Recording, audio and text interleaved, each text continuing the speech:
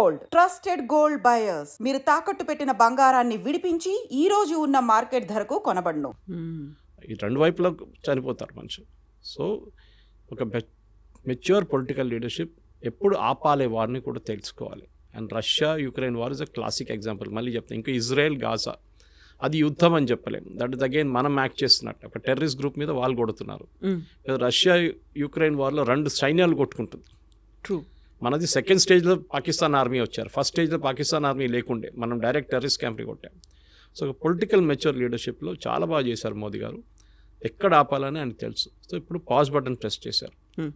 కానీ మీకు గుర్తుంటుంది, దీనికన్నా ముందు మన ఫస్ట్ వార్ ఈ టెన్షన్ స్టార్ట్ అయినప్పుడు పెహల్గామ్లో మన ఇండస్ వాటర్ ట్రీటీ ఆపేశాం. దానికి కూడా ఒక పాజ్ బటన్ ప్రెస్ చేశాం. నేను చెప్పేది ఈ ఆర్మీ యాక్షన్ దీనికి అన్నికంటే బ్రిలియంట్ మూవ్ వస్తుంది అది. ఎందుకంటే దాంతో పాకిస్తాన్ మొత్తం సత్యనాశ అయిపోతుంది, కంప్లీట్గా ఫినిష్ అయిపోతుంది. వాళ్ళకి ఒక పంట ఆల్రెడీ పోయింది, ఇంకో పంట ఎప్పుడు పోతుందో తెలియదు. ఎందుకంటే పాకిస్తాన్లో అన్నిటికంటే ఫర్టైల్గా ఏరియా పంజాబ్, పాకిస్తాన్ పంజాబ్. మీకు సింధ్లో కొంచెం ఉంది, కానీ బలూచిస్తాన్ వైపు అసలు మొత్తం డెజర్ట్ లాగా ఉంటుంది. ఇటువైపు ఖైబర్ పఖ్తూన్ఖ్వా అక్కడ కూడా ఎక్కువ ఏం లేదు.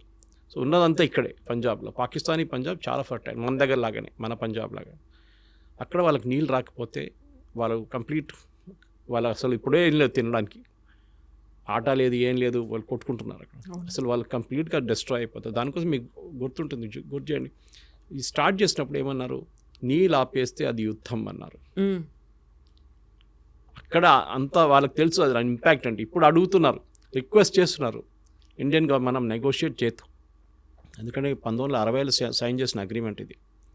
అప్పుడు మనం 80% నీళ్ళు వాళ్ళకి ఇస్తున్నాం అని చెప్పి అగ్రిమెంట్ సైన్ చేసుకుని చాలా పెద్ద తప్పు అది. Now that mistake he's been corrected. మన పాపులేషన్ మారిపోయింది, మాకు కూడా దానికి రైట్స్ ఉన్నాయి.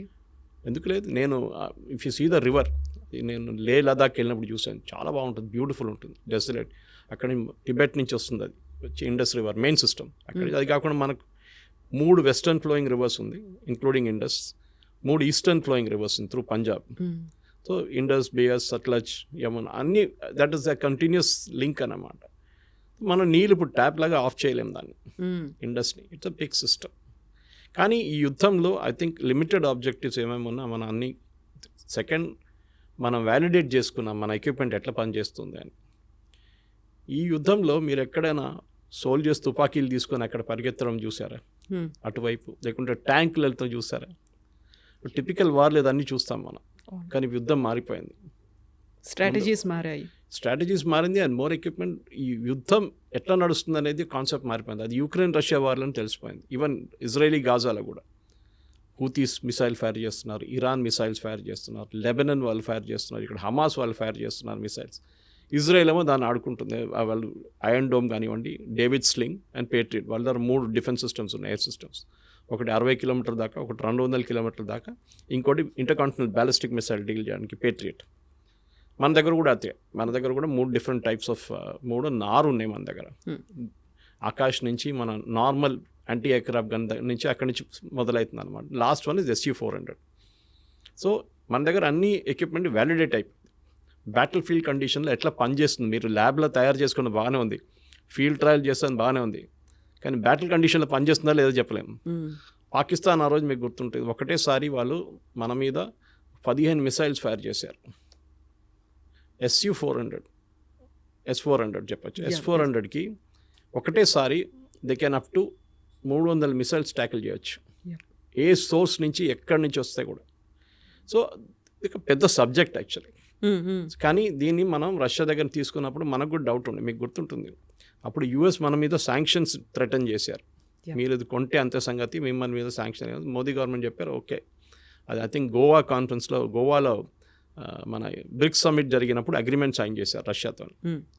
ఇప్పుడు US అన్నారు మీరు తీసుకుంటే రష్యా శాంక్షన్, కానీ మనం we went head political leadership, Modi గారి లీడర్షిప్ ఒక డిసిషన్ తీసుకున్నారు, సరే శాంక్షన్ చూసుకుందామని. కానీ వాళ్ళు ఏం చేయలేదు, ఎందుకంటే వాళ్ళ ఎక్విప్మెంట్ అమ్మాలని చూసారు, మన దగ్గర మనం తీసుకోలేదు. అది ఇది తీసుకోకపోతే అది తీసుకుంటాము అని. ఎందుకంటే US దగ్గర తీసుకున్న ప్రాబ్లం ఏమవుతుందంటే, రేపు మన దగ్గర ఏదైనా గొడవ అయితే, రేపు మనం పాకిస్తాన్ మీద దాడి చేసినా కానీ చైనాతోనే గొడవ పెట్టుకుంటే US చేస్తారు, వీళ్ళు దాని స్పేర్ పార్ట్ ఆపేస్తారు. మన పోఖ్రాన్లో చూసాం మనం అప్పుడు US దగ్గర నుంచి చాలా లిమిటెడ్ ఎక్విప్మెంట్ తీసుకున్నాం, కానీ మొత్తం అన్నీ ఆపేశారు వాళ్ళు. So we should be careful. యుద్ధం అనేది ఏదో వచ్చి కొట్టుకుందాం, ఇటు బాంబులు వేద్దాం, మోదీ గారు పాకిస్తాన్ని మొత్తం ధ్వంసం చేసేయండి, అది నడవదు. ఈవెన్ పిఓకే ఇష్యూ కూడా దానికన్నా పెద్ద ఇష్యూ. కాకపోతే ఇప్పుడు ఇంత అయిన తర్వాత సడన్గా విక్రమ్ మిస్త్రీ గారి మీద పడ్డారు. ఆయన అబ్యూజివ్ కామెంట్స్ అనేవి ఉన్నాయి, ట్రోల్స్ అనేవి ఉన్నాయి. ఏం జరుగుతుంది అనేది క్లారిటీ మిస్ అవుతోందా, లేకుంటే they are in a mood, at any cost మనం వెళ్ళిపోవాలి, కొట్టేయాలి, స్వాధీనం చేసుకోవాలి, ఈ ఒక ఎమోషన్ని క్రియేట్ చేసింది ఆ అట్మాస్ఫియర్ ఎందువల్ల అంటారు? ఇప్పుడు ఏమైపోతుందంటే ఇది ఒకటే ఇష్యూ కాదు, క్రికెట్ మ్యాచ్ నడుస్తున్నప్పుడు ఇదే ఇష్యూ ఉంటుంది. ఒక క్రికెట్ మ్యాచ్ ఓడిపోతే సంగతి అంతే, వీళ్ళందరూ కలిసి ధోని మీదనో క్యాప్టెన్ ఎవరున్నారు విరాట్ కోహ్లీయా లేకుంటే రోహిత్ శర్మ ఇవే పడతారు వీళ్ళందరూ కలిసి. సో మన దగ్గర ప్రాబ్లం ఏంటంటే నేను చెప్పాను కదండి, మన దగ్గర డ్రాయింగ్ రూమ్లో కూర్చొని ఐపీఎల్ చూసుకుంటా ధోని దగ్గర బ్యాటింగ్ ఎట్లా చేయాలని చెప్తారు మన వాళ్ళు. True, they are all experts. ఒక వీక్ బడ్జెట్ వచ్చినప్పుడు అందరూ బడ్జెట్ ఎక్స్పర్ట్స్, ఫైనాన్స్ ఎక్స్పర్ట్స్ అయిపోతారు. క్రికెట్ మొదలైతే అందరు క్రికెట్ ఎక్స్పర్ట్స్ అయిపోతారు. దాని తర్వాత ఇప్పుడు యుద్ధం వచ్చినప్పుడు అందరు యుద్ధం అన్ని వార్ ఎక్స్పర్ట్స్ అయిపోతారు. మీరు కూర్చొని మోదీ గారికి అడ్వైస్ ఇవ్వక్కర్లేదు. మీరు చూసుంటారు పెహల్గాం జరిగిన తర్వాత 5 రోజుల తర్వాత చాలామంది నా దగ్గర స్టూడియోస్లో అడిగారు ప్రశ్న, మోదీ గారు ఏంటి ఏం చేయట్లేదు, ఎందుకంత సైలెంట్గా ఉన్నారు, హిందీలో అడిగారు నా దగ్గర, మోదీ బాంబ్ క్యో నీ దాల్ రా. నేను చిన్నపిల్లల ఆట కాదు ఇది. ఫస్ట్ ఆఫ్ ఆల్ ప్లానింగ్ ఉండాలి, దానికి ఇంటెలిజెన్స్ ఉంటుంది. ఎక్కడెక్కడ వాళ్ళ టెర్రర్ క్యాంప్స్, వాళ్ళ దగ్గర 24 టెర్రర్ క్యాంప్స్ ఉంది పాకిస్తాన్. మనం కొట్టింది 7 నుంచి 9, దాంట్లో 14 మిసైల్ యూస్ చేసాం మనం. ఒక స్పాట్లో మనం 3 సార్లు కొట్టాం. మీరు చూసుంటారు ఆ వీడియో వాళ్ళు చూపించిన దాంట్లో. సో ఆ పరిస్థితికి రావాలంటే 14, మీరు గుర్తుంటుంది మన ఉరి జరిగిన తర్వాత సర్జికల్ స్ట్రైక్స్ 9వ రోజు జరిగింది. పుల్వామా జరిగిన తర్వాత బాలాకోట్ స్ట్రైక్ 13వ రోజు చేసాం. ఈసారి 14వ రోజు చేసాం. టైం అన్నిటికీ ప్లానింగ్ ఉంది, ఎందుకంటే వాళ్ళు రెడీగా కూర్చున్నారు అక్కడ. పహల్గాం కాగానే ఇండియా అటాక్ చేస్తారని వాళ్ళకి తెలిసిపోయింది, టెర్రరిస్ట్ కానివ్వండి పాకిస్తాన్ ఆర్మీ. కానీ ఒక వారం తుపాకీ కూర్చొని పట్టిన మనిషి ఒక వారం తర్వాత అంటాడు ఏంటి ఎవరు రావట్లేదు, ఇది బోర్ కొడుతుంది కదా, మనం ఎంత కూర్చోవాలి చెప్పేసి పక్కన రిలాక్స్ అయిపోతారు. ఆ టైంలో కొట్టాలి. That is very important. Sunzi అని చెప్పి చైనీస్ ఫిలాసఫర్ ఉన్నారు, చాలా ఫేమస్, మీరు చదువుంటారు, ఆర్ట్ ఆఫ్ వార్ అనే ఒక బుక్ రాశారు. దాంట్లో ఈ always says you should catch the enemy unprepared. చాలా ఇంపార్టెంట్. ప్రిపేర్డ్ ఉన్నప్పుడు మనం మిసైల్ ఫైర్ చేస్తే వాళ్ళు ఫైర్ చేస్తారు, మనకేం అడ్వాంటేజ్, మళ్ళీ మన మీద ధ్వంసం ఎక్కువైపోతుంది. వాళ్ళు ఈ షుడ్ మొత్తం ప్లానింగ్ చేసుకున్న తర్వాత డీటెయిల్ ఇంటెలిజెన్స్ వచ్చిన తర్వాత మనకు కరెక్ట్గా హిట్ చేసాం. వాళ్ళు కూడా అడ్మిట్ చేస్తున్నారు ఇంతమంది చనిపోయారని చెప్పి. ఒక ప్లేస్లో అయితే ఏదో మస్జిద్ లోపల మహిళలు పిల్లలు అందరు చనిపోయారన్నారు. రాత్రి 1 గంటకు ఈ మహిళలు పిల్లలు మస్జిద్ లోపల ఏం చేస్తున్నారండి, ఎందుకున్నారు అక్కడ? అక్కడే మీకు క్వశ్చన్ వచ్చేది. ఇట్ వాజ్ నాట్ ఎ మస్జిద్ పేరు పెట్టుకున్నారు అంతే. అది ప్లేస్ చూడండి, ఇప్పుడు మీరు గూగుల్కి వెళ్ళి ఆ మస్జిద్ పేరు కొడితే పర్మనెంట్లీ క్లోజ్డ్ అని వస్తుంది. సో మొన్న కూడా పాకిస్తాన్ ప్రైమ్ మినిస్టర్ వెళ్ళి మేము మళ్ళీ మస్జిద్ని కట్టేస్తాం మళ్ళీ మొత్తం, అంటే వచ్చిన ఫండ్స్ IMF దగ్గర నుంచి ఫండ్ దీనికి వాడుకుంటారు వాళ్ళు. ఇక మనకు ప్రాబ్లం లేదు, వాళ్ళు ఏమని చేసుకోవచ్చు. ప్రాబ్లం ఈజ్ పాకిస్తాన్ ఆర్మీకి సర్వైవ్ చేయడానికి టెర్రరిజం కావాలి వాళ్ళకి. ఇప్పుడు కాదు, 35 సంవత్సరాల నుంచి చేస్తున్న పని వాళ్ళది. ఆఫ్ఘనిస్తాన్లో టెర్రరిస్ట్ని తయారు చేయడం, ఫస్ట్ ఐసిస్, దాని తర్వాత Al-Qaeda, first Taliban, Al-Qaeda, ISIS, దాని తర్వాత మొత్తం ధ్వంసం అయిన తర్వాత ఇప్పుడు తాలిబాన్ టేక్ ఓవర్ చేసుకున్నారు ఆఫ్ఘనిస్తాన్. సోవియట్స్ పారిపోయారు, మరి తర్వాత US పారిపోయారు, NATO పారిపోయారు. ఇప్పుడు ఎక్కడికి పంపించాలి టెర్రరిస్ట్ అంతని? ఎక్కడో వాడుకోవాలి కదా. నేను ఎప్పుడు దీన్ని భస్మాసుర్ ఎఫెక్ట్ అని చెప్తాను. దీన్ని భస్మాసుర్కి వరం ఇచ్చిన తర్వాత టెస్ట్ చేయడానికి శివ భగవాన్ తల మీద పెడదాం అనుకున్నారు. పాకిస్తాన్ సంగతి అంతే. ఇప్పుడు పాకిస్తాన్ తల మీద తేరిక తాలిబాన్ వచ్చి కొడుతున్నారు, అటువైపు నుంచి బలూచిస్తాన్ వాళ్ళు కొడుతున్నారు, ఇటువైపు టెర్రరిస్ట్ కూర్చున్నారు. వాళ్ళు అంటున్నారు మన ఇండియాకి పోకపోతే మేమేం చేయాలంటున్నారు. ఏం పని ఉంది మాకు ఇక్కడ అండి. సో దే ఆర్ సర్వైవింగ్ దానికోసం. ఇటువంటి పాకిస్తాన్ ఆర్మీ, పాకిస్తాన్ పొలిటీషియన్స్ అందరూ వచ్చేది పంజాబ్ నుంచి, పంజాబ్ నుంచి 90%. ఒక ఎక్సెప్షన్ ఇమ్రాన్ ఖాన్ అట్లాంటి వాళ్ళు ఉండొచ్చు, కానీ మిగతా అందరూ అక్కడి నుంచి వస్తారు. వీళ్ళకి మాఫియా, వాళ్ళు అక్కడే ఎన్షూర్ చేసుకుంటారు. ఈ ఏరియా నుంచి వచ్చిన వాళ్ళే. మీరు ఎప్పుడైనా ఖైబూర్ పఖ్తూన్ఖా లేకుంటే బలూచిస్తాన్ నుంచి ఒక ప్రధానమంత్రి, ఒక ఆర్మీ చీఫ్ పేరు విన్నారా? ఎప్పుడు లేదు. వీళ్ళు అక్కడి నుంచి ఉంటారు. సో వీళ్ళని మనం ఈసారి కొట్టినప్పుడు భవాల్పూర్ కొట్టాం మనం, which was a very emotional hit for them. ఎందుకంటే వాళ్ళు ఎప్పుడు అనుకోలేదు మనం కొడతామని. పాకిస్తాన్ వైపు, అది కూడా పాకిస్తాన్ పంజాబ్లో అటాక్ చేయడం అని చాలా, వాళ్ళు ఎప్పుడు వాళ్ళ డ్రీమ్స్లో కూడా కళ్ళు కూడా రాదు వాళ్ళకి. కొట్టాం మనం. అదొక సైకలాజికల్ బ్లో ఉండేవారు. దాని తర్వాత మీకు తెలుసు రెస్ట్ ఆల్ ఈజ్ హిస్టరీ అని చెప్పేటట్లు మనం చాలా కొట్టాం. దాని తర్వాత వాళ్ళు వచ్చి మన దగ్గర మనం విరామణ చేసుకుందాం, మనకు ఇప్పుడు ఒక ఒప్పందం లాగా చేసుకుని, ఒప్పందం ఎక్కడ సైన్ చేయలేదు. We're not signed any agreement. కానీ ఇప్పటికీ ఒక స్టేల్ మేట్, ఇప్పుడేం లేదు.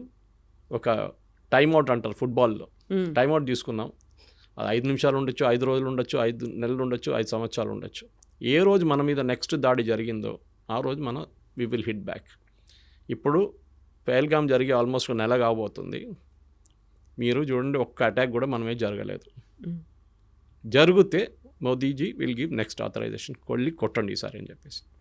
ఆల్రెడీ వాళ్ళ చాలా మటుకు ధ్వంసం చేస్తాం, వాళ్ళ ఎవాక్స్ని ధ్వంసం చేస్తాం, వాళ్ళ ఫైటర్ ఎయిర్క్రాఫ్ట్ని ధ్వంసం. వాళ్ళు కూడా చాలా మటుకు కాంట్రవర్సీ క్రియేట్ చేశారు. మేము రఫాల్ 5 రఫాల్, 1 రఫాల్, 3 సుఖాయిలు, 2 మిగ్లు కొట్టుపడేస్తామని చెప్పేసి. నిన్ననే government of India detailed statement ఒకటి ఇష్యూ చేశారు through press information bureau. And వాళ్ళ లాంగ్వేజ్లో ఒక ఎయిర్క్రాఫ్ట్ అంటే అసెట్ అంటారు దాన్ని.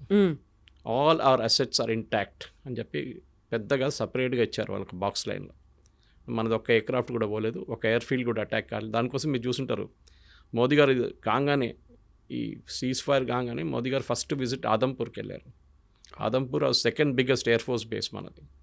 ఎందుకు వెళ్ళారంటే వీళ్ళని చెప్పారు, మేము ఆదంపూర్ మీద మిసైల్ కొట్టాం పాకిస్తాన్ వాళ్ళు అన్నారు, మొత్తం ధ్వంసం చేసాం, అక్కడ SU-400 ధ్వంసం చేసి అక్కడ ఫైటర్ ఎయిర్క్రాఫ్ట్ అని పోయిందని. మోదీ గారు వెళ్ళి నిలబడి ఆప్టిక్స్ అంటారు మన ఇంగ్లీష్లో, లెఫ్ట్ షోల్డర్ మీద SU-400 రైట్లో ఒక మిగ్ నిలబడింది, MiG-29. That is optics. Modi గారు వచ్చింది ఆయన నార్మల్ ఎయిర్క్రాఫ్ట్లో కాదు, మిలిటరీ ఎయిర్క్రాఫ్ట్లో ల్యాండ్ అయ్యారు. అంటే runways working, systems are working, లేకుంటే ల్యాండ్ గారు.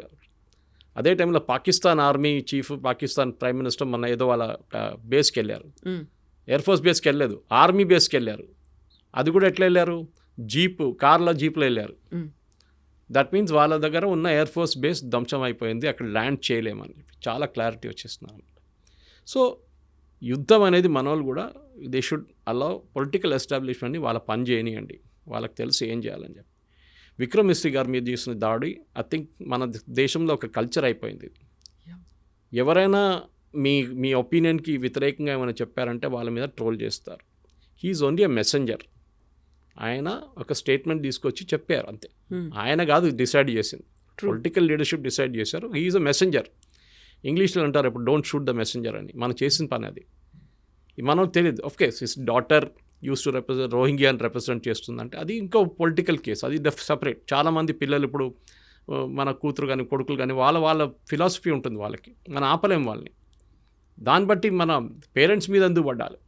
అది అఫ్కోర్స్ అమ్మాయి మీద కూడా దాడి చేస్తారు, చాలా ట్రోల్ చేశారు, ఆమెని మళ్ళీ ఆమె అకౌంట్ ప్రైవేట్ చేసేసింది. కానీ ఇది మెచ్యూరిటీ లేదు. ఇక్కడ కూడా చూపి ఈ సోషల్ మీడియా ప్రాబ్లం ఏంటి, నేను ఎప్పుడు చెప్తుంటాను, మీరు వాట్సాప్లో ఒక మెసేజ్కి 10 రూపాయలు అనే కండిషన్ పెట్టండి, రేపటి నుంచి మొత్తం వాట్సాప్ మెసేజ్లు బంద్ అయిపోతాయి అన్నీ. అందరూ ఇప్పుడు ఫ్రీ ఉందని చెప్పి జియో వచ్చి ఇంత ఫ్రీ డేటా ఇచ్చిన తర్వాత ఏం చేయాలని తెలియదు. 5 నిమిషాలు దొరికితే ఏదో వీడియో చూస్తుంటారు మన వాళ్ళు. మీరు ఎక్కడికైనా వెళ్ళండి, మెట్రో చూడండి, వర్క్ సైట్కి వెళ్ళండి, ఇది ప్రాబ్లం అనమాట. ఏదో వీడియోలు పొద్దున్న సాయంత్రం దాకా ఫార్వర్డ్ చేస్తూనే ఉంటారు. ఒక్కటే వీడియో మీ 100 చోట్ల నుంచి వస్తుంది మీకు. ఎందుకంటే ఆ వాడడానికి మీకు తెలియట్లేదు, మెచ్యూరిటీ లేదు దాంట్లో. ఇప్పుడు నాకు కూడా వస్తుందండి, మీకు చెప్పినట్టు పొద్దున్నుంచి సాయంత్రం దాకా ఒక 20 మీడియా గ్రూప్స్ ఉంది, దాన్ని అందరూ వీడియోలు పడేస్తున్నట్టు పొద్దున్నుంచి. వస్తే డిలీట్ చేసుకుంటూ వెళ్ళిపోతాను నేను. కానీ కొన్ని సైట్స్, కొన్ని గ్రూప్స్ ఉన్నాయి వేరే సీరియస్ డిస్కషన్ నడుస్తుందని, అది నేను రిటైన్ చేసుకుంటా, టైం దొరికినప్పుడు చూసుకుంటాను. అదనమాట. ఇది మనం మెచ్యూరిటీ ఉన్నప్పుడు చేయాల్సింది. ఏదో వీడియో వచ్చిందని చెప్పి ఫార్వర్డ్ చేయడం కాదు, ఏదో వీడియో వచ్చిందని చెప్పి రియాక్ట్ చేయడం కాదు, మిస్రీ గారు వచ్చి ఒక స్టేట్మెంట్ ఇచ్చినప్పుడు ఆయన మీద దాడి చేయడం కాదు. ఈ సేమ్ విత్ మోదీజీ గారు. ఎందుకు సీజ్ ఫైర్, మీకు ఏం తెలుసు యుద్ధం గురించి? బంగ్లాదేశ్ యుద్ధం గురించి తర్వాత మనం బ్యాంక్రప్ట్ అయిపోయాం యాజ్ అ నేషన్. చెప్పాను చూడండి, కంప్లీట్గా బ్యాంక్రప్ట్. 5 సంవత్సరాలు మనకు బయటపడడానికి టైం తీసుకున్నాం, ట్యాక్స్ పెంచాల్సి వచ్చింది. రేపు ఇదే చెప్తారు మోదీ గారు, సరే యుద్ధం చేద్దాం పాకిస్తాను, పని చేస్తాను, పెట్రోల్లో 10 రూపాయలు పెంచేస్తానంటే అందరు ఏడుస్తారు, వద్దు నాకు యుద్ధం వద్దు ఏమొద్దు అంటారు. అప్పుడు ఇది ప్రాబ్లం. అది యుద్ధం ఫ్రీగా నడవదు కదా, దానికి డబ్బులు కావాలి. నేను చెప్పినట్టు మిసైల్ ఫైర్ చేయాలన్నా కానీ మిగతా ఏం చేయాలన్నా మనకు డబ్బులు కావాలి. సరే మనం అప్పుడు చేసాం కూడా, we had put a cess at that time. చైనాతో జరిగినప్పుడు సెస్ పెట్టాం మనం, డబ్బులు కావాలి. ఇప్పుడు అందరూ అంటున్నారు మేము GST కడుతున్నాం కదా, బాగా చేశారు మీరు, GST బాగానే వాడుకుంటున్నారని చెప్పి. ఏది తెలియదు అసలు. ఎక్విప్మెంట్ ఎప్పుడు కొన్నాము, ఇప్పుడున్న మన దగ్గర అటాక్ గన్స్ అంటాం, మన యాంటీ ఎయిర్క్రాఫ్ట్ గన్స్ ఎప్పటి నుంచో వాడుకుంటున్నాం, ఆకాష్ తీర్ తయారు చేసాం, మన నాలెడ్జ్ వాడుకున్నాం మనం. ఈసారి ప్రతిసారి ఇంకొక కామెంట్ వస్తుంది, ఆరోపణ వస్తుంది, అన్నిటికంటే ఎక్కువగా డిఫెన్స్ కోసం ఎందుకు అంత ఖర్చు పెడుతున్నారు, రక్షణ బలగాల మీద అంత ఖర్చు పెట్టి బడ్జెట్ కేటాయించాల్సినటువంటి అవసరం ఏముంది అనే ఒక మాట ఉంటుంది చూడండి. ఈసారి ఇప్పుడు ఎవరైనా చెప్తారా, నెక్స్ట్ బడ్జెట్లో పెంచమంటారు. చాలామంది నా ఫ్రెండ్స్ రాసుకున్నారు, ఆ. కావాలంటే ఫండ్ ఎస్టాబ్లిష్ చేసే గవర్నమెంట్ మేము డొనేట్ చేస్తాం అని చెప్పి. ఓకే. చూడండి, మూడు మారిపోయింది ఇప్పుడు సడన్గా. ప్రాబ్లం ఎక్కడ వస్తుందంటే, ఫస్ట్ ఆఫ్ ఆల్ ఈ లిమిటెడ్ ఎంగేజ్మెంట్లో చాలా ఒక పెద్ద అది చాలామంది ప్రేక్షకులకు అది చూడలేదు. ఈవెన్ ఈ డిఫెన్స్ కాల్డ్ డిఫెన్స్ ఎక్స్పర్ట్ కూడా మాట్లాడలేదు. మన దగ్గర ఈసారి ఈ ఆకాష్ తీర్ కానివ్వండి, యాంటీ ఎయిర్క్రాఫ్ట్ గన్స్ వాడింది అగ్నివీర్ అని చెప్పి యంగ్స్టర్స్ని తీసుకున్నారు లాస్ట్ 3-4 సంవత్సరాలు. వాలంటీర్స్ లాగా వాళ్ళు there limited service, short service commission అంటాం మిలిటరీలో. ఈవెన్ ఆఫీసర్స్ కూడా షార్ట్ సర్వీస్ కమిషన్ చేసుకుంటారు చాలామంది. మేజర్ లెవెల్లో they will retire and civilian లైఫ్లో వెళ్ళిపోతారు. అగ్నివీర్ తీసుకొచ్చి ఎంత పెద్ద గొడవ చేసాం మీకు గుర్తుంటుంది. రాహుల్ గాంధీ కానీ మిగతా వాళ్ళు కానీ ఇక్కడ రైల్వే స్టేషన్స్ అన్ని తగలబెట్టారు, ఫైరింగ్ జరిగింది. ఈ యంగ్స్టర్ ఇప్పుడు వస్తున్న యంగ్స్టర్స్కి వాళ్ళ దగ్గర స్కిల్ ఉంది, టెక్నికల్ స్కిల్. మీరు చూడండి, ఐటీఐలో వెళ్ళి ఎక్కడో చదువుకుంటాడు, అందరు ఇంజనీర్లు కాదు కదా, కొంతమంది ఉండొచ్చు. ఈ చేసుకున్న వాళ్ళు దే ఆర్, ఎందుకంటే నాకు తెలిసిన ఒక బ్రిగేడియర్ ఎక్కడ ఉన్నప్పుడు సికింద్రాబాద్, ఆయన he was training Agniveer and he told me, ఆయన చెప్పారు నా దగ్గర, సురేష్ వీళ్ళంతా బ్రిలియంట్ తెలుసా, వీళ్ళకి ఒక ట్యాంక్ ఇచ్చి 2 నెలలు మీరు ట్యాంక్ మీద పనిచేయండి, దాన్ని తిప్పి మొత్తం అక్కడ ఇప్పి ఎక్కడ పెట్టండి అంటే తర్వాత మొత్తం ట్యాంక్ నిప్పేసి రిటర్న్ ఫిట్ చేస్తారు నెల లోపల అంటున్నారు. మా దగ్గర 40 సంవత్సరాల నుంచి ఉన్న వాళ్ళకి చేయలేకపోతున్నారు. సో ఈ యంగ్స్టర్స్ ఉన్న ఇప్పుడు తీసుకునే యంగ్స్టర్స్ వాళ్ళు చాలా మట్టుకు టెక్నాలజీతోని ఫ్రీక్వెంట్గా వాళ్ళు హ్యాండిల్ చేస్తూనే ఉంటారు. వేరస్ ఈ ఓల్డర్ జనరేషన్కి ఆ కేపబిలిటీ లేదు. నెక్స్ట్ మన ఆర్మీ యావరేజ్ ఏజ్ కూడా తగ్గింది. పెన్షన్స్ అండ్ శాలరీస్ అది కూడా తగ్గింది. పెద్ద ఆర్మీ ఇప్పుడు చూసిన ఇట్లాంటి యుద్ధాల్లో మనకు పెద్ద ఆర్మీ ఏం అక్కర్లేదు. మనకు కావాల్సింది టెక్నాలజికలీ కాంపిటెంట్గా ఉన్న మనుషులు కావాలి, అబ్బాయిలు అమ్మాయిలు కానీ. ఇప్పుడు కూడా జరిగిన ఈ యుద్ధంలో నాకు తెలిసిన మట్టుకు కాన్ఫిడెన్షియల్ సోర్స్ నుంచి చాలా ఈ కంట్రోల్ రూమ్స్ హ్యాండిల్ చేసింది వాస్ విమెన్. ఎందుకంటే వాళ్ళు కూడా టెక్నికలీ కేపబుల్గా చాలామంది ఉన్నారు. సో అది మీరు either it be ATCs or అక్కడ కూర్చొని డ్రోన్ హ్యాండిల్ చేస్తున్న వాళ్ళు ఉండొచ్చు, మిసైల్ ఫైర్ చేస్తున్న ఉండొచ్చు, వీళ్ళందరూ రాడార్ని కాన్సిస్టెంట్గా చూస్తూనే ఉన్నారు. అదే కేపబిలిటీ అనలైజ్ చేయడం, ఏ మిసైల్ ఎక్కడ ఫైర్ చేయాలని చెప్పేసి, అది ఎక్కడి నుంచి వస్తుంది, ఎంత స్పీడ్లో వస్తుంది ఆ మిసైల్ అని చెప్పేసి, is it coming at 2.5 times the speed of sound, లేదు నార్మల్ మిసైల్ పంపిస్తున్నారా, బ్లాండ్ డ్రోన్ పంపిస్తున్నారా, లోడెడ్ డ్రోన్ పంపిస్తున్నారా, దీస్ ఆల్ అనలైజ్ చేయాల్సి వస్తుంది అనమాట. సో మీకు టెక్నికలీ కాంపిటెంట్ యంగ్స్టర్స్ కావాలి ఆర్మీలో ఇప్పుడు. సో నేను నెక్స్ట్ జనరేషన్ రిక్రూట్ చేస్తున్నాడు కావాలంటే కంపల్సరీగా మినిమం ఐటీఐని పెట్టండి. అట్లీస్ట్ ఐటీఐలో కొంతమంది వెళ్ళి చదువుకుంటారు. ఇప్పుడు ఐటీఐకి వెళ్ళినోడు ఏం పని లేనోడు అక్కడికి వెళ్తారని చెప్పి ఒక కాన్సెప్ట్ వచ్చేస్తుంది అనమాట. అది కాకుండా ఇప్పుడు ఇట్లా చూపిస్తే కొత్తగా ట్రైనింగ్, ఆర్మీ వాళ్ళు కూడా వాళ్ళ ఎక్విప్మెంట్ ఇచ్చి ట్రైనింగ్ చేపిస్తే ఐటీఐలో రెడీమేడ్గా వాళ్ళకి ప్రోడక్ట్స్ దొరుకుతారు, వాళ్ళకి ఒక టాలెంట్ వచ్చేస్తుంది, మ్యాన్ పవర్ వచ్చేస్తుంది వాళ్ళకి. ఇది జరగాలి. సో ఫ్యూచర్ ఆఫ్ వార్ఫేర్ అనేది ట్యాంకులు కాదు, ఉంటుంది ట్యాంక్ లేదని చెప్పట్లేదు, ఈవెన్ సోల్జర్స్, ఇన్ఫెంట్రీ కాదు, ఉండొచ్చు, అది కూడా ఉంటుంది, ఇన్ఫెంట్రీ యూస్ ఇన్ఫెంట్రీకి ఉంటుంది. కానీ మనం జాగ్రఫీ కోసం వెళ్ళట్లేదు. రష్యా యుక్రెయిన్ జాగ్రఫీ కోసం కొట్టుకుంటున్నారు. మేము 100 కిలోమీటర్లు గుంజుకుంటాం మీ దగ్గర నుంచి, వీళ్ళేమో మీ దగ్గర నుంచి 100 కిలోమీటర్లు గుంజుకుంటాం. మనకు ఆ ప్రాబ్లమే లేదు. మీరు పిఓకే గురించి రెఫరెన్స్ చెప్పారు ఒకసారి. పిఓకే తీసుకోవడం చాలా ఈజీ, మాట్లాడడం again drawing room situation. PoK గుంజుకుందాం మనం. ఈవెన్ అప్పుడప్పుడు అమిత్ షా గారు కూడా అన్నారు, ఫస్ట్ ఆఫ్ ఆల్ పిఓకే తీసుకుంటే అక్కడున్న టెర్రరిస్ట్ని మొత్తం మనం తీసుకోవాలి కదా. అవును కదా. అక్కడున్న ముస్లిం పాపులేషన్ మనతో వాడారు, వాళ్ళు పాకిస్తాన్ వాళ్ళు మన దగ్గరికి ఎందుకు వస్తారండి? ఆ కల్చర్ డిఫరెంట్గా ఉంది. కల్చర్ ఒకటే కాదు, ఇప్పుడు మీరు రేపు వెళ్ళి నేను బంగ్లాదేశ్ కాన్కర్ చేస్తాను అంటే బంగ్లాదేశ్ వాళ్ళు ఎందుకు వస్తారు భారతదేశంతో? రారు. వాళ్ళంటే మాది స్వతంత్రం, ఇది పిఓకే ఉండొచ్చు, పాకిస్తాన్ ఆక్యుపైడ్ కాశ్మీర్ ఉండొచ్చు, కానీ అక్కడ ఉన్న వాళ్ళు పాకిస్తానీ వాళ్ళు, ఇప్పుడు కాశ్మీర్ వాళ్ళు కాదు. అది జనరేషన్లు మారిపోయాయి. అక్కడ వాళ్ళు పాపులేషన్ రీసెటిల్ చేశారు. పంజాబ్ వైపు నుంచి, సింధు వైపు నుంచి చాలామందిని తీసుకొచ్చి రీసెటిల్ చేశారు పిఓకేకి. పాపులేషన్ మేట్రిక్స్ మారిపోయింది. రెండోది, మీరు ఇండియన్ పాపులేషన్ తీసుకుంటే ఇదే బీజేపీ వాళ్ళు ఏడుస్తారు రేపు, అరే అందరు ముస్లిమ్స్ వచ్చేసారు, 10 లోక్సభ సీట్లు వాళ్ళకి పోయింది ఇప్పుడు అని చెప్పేసి. సో మీరు ప్రాక్టికల్గా అగైన్ చెప్పడానికి చాలా ఈజీ. పిఓజీకే తీసుకుందాం, మోదీ గారు వెళ్ళండి బాంబు పంపి 2 బాంబులు పడేయండి, అది కాదు, అంత ఈజీ కాదు. మన దగ్గర ఉన్న కాశ్మీర్ని ముందు మేనేజ్ చేసుకుందాం మనం, తర్వాత పిఓకే గురించి మాట్లాడదాం. It's an unsettled issue. అది ఇప్పుడు కాదు, హిస్టారిక్లీ 1948లో రాజా హరి సింగ్ అడిగినప్పుడు నెహ్రూ హెల్ప్ చేయలేదు టైంలో. ఆ రోజు టైంలో హెల్ప్ చేసి ఉంటే ఇండియన్ ఆర్మీని పంపిస్తే మనకి పిఓకే ప్రాబ్లమే లేకుండా పిఓకే కూడా మన దగ్గర ఉండిపోతుంటాయి. అక్కడ ఉన్న 2 చోట్ల మనకు పనికి వస్తుంది. ఒకటి గిల్గిత్ బాల్టిస్తాన్, న్యాచురల్ రిసోర్సెస్ చాలా ఉన్నాయి అక్కడ, టంగ్స్టన్ కానివ్వండి, మీరు లిథియం కానివ్వండి, చాలా ఉంది అక్కడ. అది చైనాకి అమ్ముకున్నారు వీళ్ళు, పాకిస్తాన్. ఇప్పుడు చైనీస్ కంపెనీలు పనిచేస్తున్నాయి అక్కడ. దానికి ఒక్కటే ఇంట్రెస్ట్ ఉంది మనకి, అది వచ్చేస్తే మనం తీసుకుంటాం కావాలంటే. కానీ అంత ఈజీ కాదు. మ్మ్. అక్కడ కూడా పొలిటికల్ మెచ్యూరిటీ ఉండాలి. సరే ఒక ప్రాబ్లం ఉంది, పిఓజేకే మన దగ్గర లేదు. ఒఫిషియల్లీ మనం ఒక 22 సీట్లు కూడా ఇచ్చేసాం జమ్మూ కాశ్మీర్ అసెంబ్లీలో. అవును. ఎవరు లేరు క్యాండిడేట్, కానీ 23 సీట్లు 22 సీట్లు ఇచ్చేసాం వాళ్ళు. Let us wait. ఏదో ఒక రోజు అక్కడున్న ప్రజలు ఇప్పుడు బలూచిస్తాన్లో చేసినట్లు గొడవ చేసి వచ్చి మాకు భారతదేశంలో విలీనం అయిపోతాం, అటువైపు బారాముల్లా దాకా మీరు ట్రైన్ తీసుకొచ్చారు, వందే భారత్ తీసుకొచ్చారు, మాకేమీ చెనాబ్ బ్రిడ్జ్ కట్టారు, ఇంత బాగుంది అక్కడ అన్ని డెవలప్మెంట్, మా దగ్గర ఇక్కడ ఏం లేవు, మేము మీ దగ్గరకు వచ్చేస్తామంటే అది డిఫరెంట్ మ్యాటర్. మ్మ్. దెన్ అక్కడ ఉన్న సిటిజన్స్ రెబెల్ చేస్తారు. అప్పుడు ఏం చేస్తారు, ఆర్మీ వాళ్ళు ఫైర్ చేస్తారు, చాలామంది చనిపోతారు, మళ్ళీ అక్కడ గొడవ ఉంటుంది. అది మళ్ళీ వీరు యూఎన్కి వెళ్ళి చెప్తారు భారతదేశం మమ్మల్ని వచ్చి కాన్కర్ చేసుకుంది, మేము మీ పంజాబ్ పట్టుకుంటాం రేపు అని చెప్తారు. మ్మ్. ఆల్ ప్రాబ్లమ్స్ కెన్ అక్కర్, అన్నీ జరగవచ్చు. సో ఒక పొలిటికల్ మెచ్యూర్ లీడర్షిప్లో మన ప్రేక్షకులు కూడా మన సిటిజన్స్ కూడా మెచ్యూరిటీ ఉండాలి. మీరు చూడండి ఓల్డర్ జనరేషన్ ఇట్లా బిహేవ్ చేయట్లేదు. వాళ్ళు చూశారు యుద్ధం అనేది అని వాళ్ళు they have gone through it.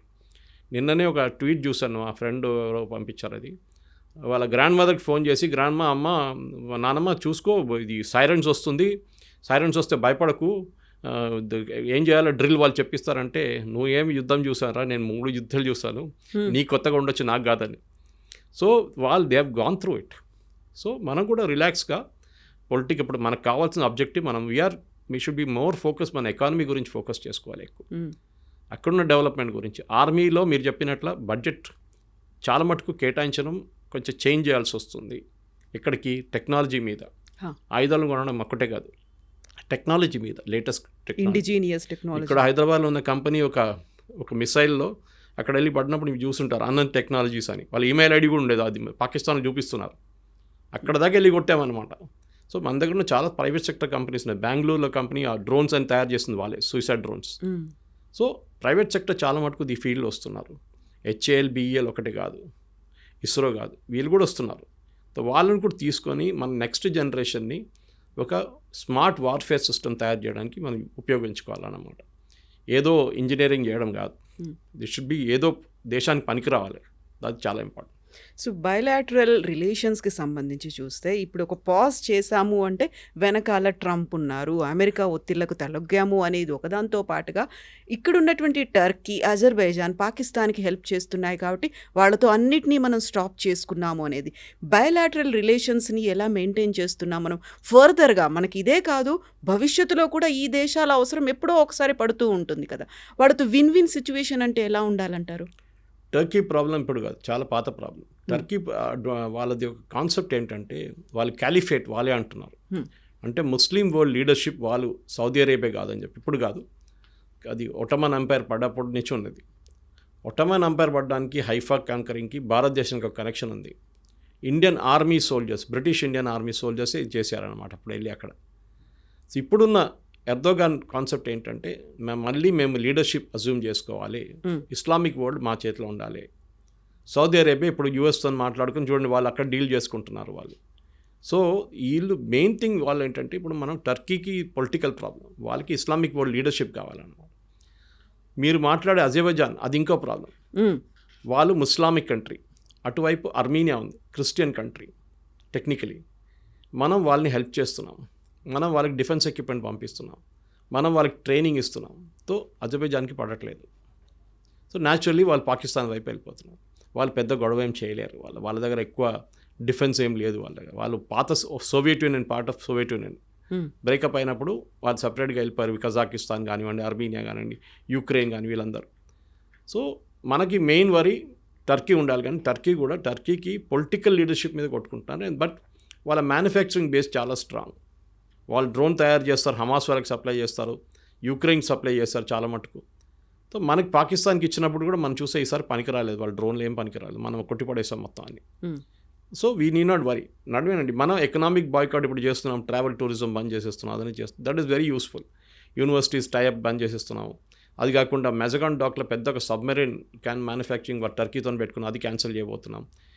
వాళ్ళ ఎయిర్లైన్ హ్యాండ్లింగ్ సిస్టమ్ చూసాం మనం, గ్రౌండ్ హ్యాండ్లింగ్, అది కూడా క్యాన్సిల్ చేసేసాం.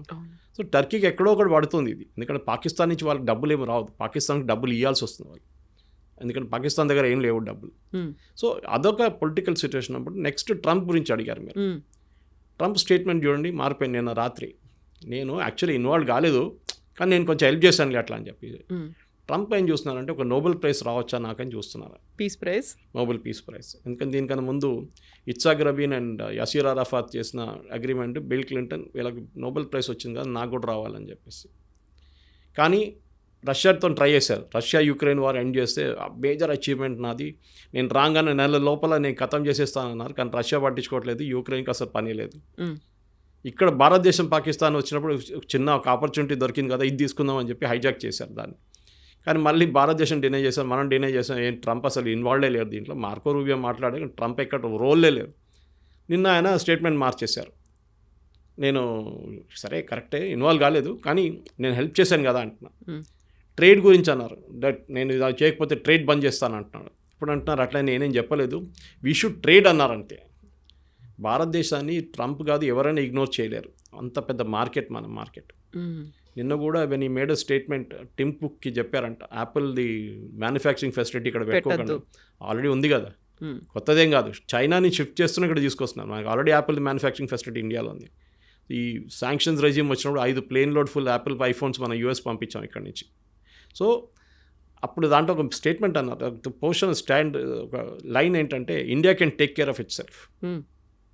చూడండి, అమెరికన్ ప్రెసిడెంట్ అన్న మీరేం వాళ్ళకి వెళ్ళి టెక్నాలజీ ఇవ్వక్కర్లేదు, వాళ్ళు తయారు చేసిన వాళ్ళే తయారు చేసుకుంటే వాళ్ళకి కేపబిలిటీ ఉందని చెప్పి. So that is a positive statement. కానీ మన వాళ్ళ ట్రంప్ వచ్చి చేశారని చెప్పి అక్కడ కాంగ్రెస్ వాళ్ళు గొడవ చేస్తున్నారు. ఇప్పుడు అంటున్నా ట్రంప్ అంటున్నా నేనేం చేయలేదంట. ఇప్పుడు ఏం చెప్తారండి? ఇప్పుడు will you now say that no Trump agree చెప్పిందే కరెక్ట్ అని? ఆయన పబ్లిసిటీ కోసం చెప్తారు. ఆయనకు మన అందరికి తెలుసు, ఇవాళ చెప్పింది రేపు మార్చేస్తాడు స్టేట్మెంట్. ఫర్ పొలిటికల్ డొమెస్టిక్ కానివ్వండి, ఇంటర్నేషనల్ కానివ్వండి. ఆయనకేం లేదు. ఇప్పుడు ఏం కావాలంటే బేసికలీ ఇంకా 3.5 సంవత్సరాలు ఉంది, దాని తర్వాత ఈ కెనాట్ బి బ్యాక్. అమెరికాని I want make America great again. అమెరికాలో మ్యానుఫ్యాక్చరింగ్ అందరిని తీసుకొస్తాను. అమెరికాలో ఇవాళ ప్లాంట్ మొదలు పెడితే మీకు 3 సంవత్సరాలు పెడుతుంది ప్లాంట్ రెడీ కావడానికి. అప్పుడు కొత్త ప్రెసిడెంట్ వచ్చేస్తారు అప్పుడు.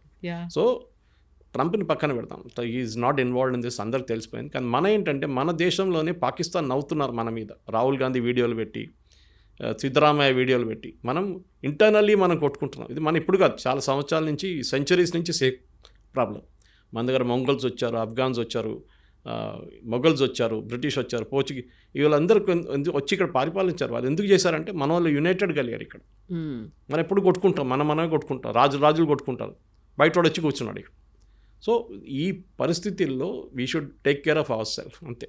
యునైటెడ్గా ఉండాలి. కానీ మన దేశంలో డెమోక్రసీ కొంచెం ఎక్కువ అయిపోయింది. అప్పుడప్పుడు నాకు అనిపిస్తుంది ఏదో ఒక డిక్టేటర్షిప్ ఉంటే బాగుంటుంది. డిక్టేటర్షిప్ ఉండాల్సిందే. ఇందిరాగాంధీ గారు చూసుంటారు, ఒక టైంలో షీ వాజ్ అ డిక్టేటర్. కానీ అప్పుడు పనిచేస్తున్న ట్రైన్లని టైంకి వస్తుండే, అన్నీ చేస్తుండే అప్పుడు ఆ టైం ఎమర్జెన్సీలు. But that is not ideal situation. కానీ పొలిటికల్ అగైన్ రాహుల్ గాంధీ లాంటి వాళ్ళకి పొలిటికల్ మెచ్యూరిటీ లేదు. ఖర్గే గారు ఏం మాట్లాడుతున్నా ఆయనకే తెలియదు.